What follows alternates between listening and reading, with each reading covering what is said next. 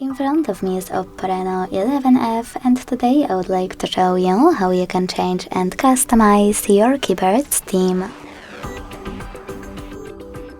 Begin by launching your keyboard and clicking on this gear at the top of it. Then select Theme section.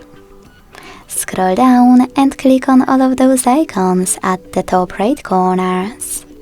This way you will see all available themes. When you're ready, click on the best one for you.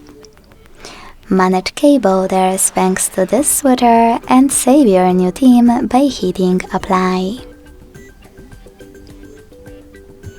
If you want to customize it instead, go back to the same settings and this time click on this plus icon under my themes. Now tap on the photo that you wish to apply. Pinch it to scale, drag it to move and hit next. Adjust the brightness by swiping left or right. Hit done. Manage key borders and select apply.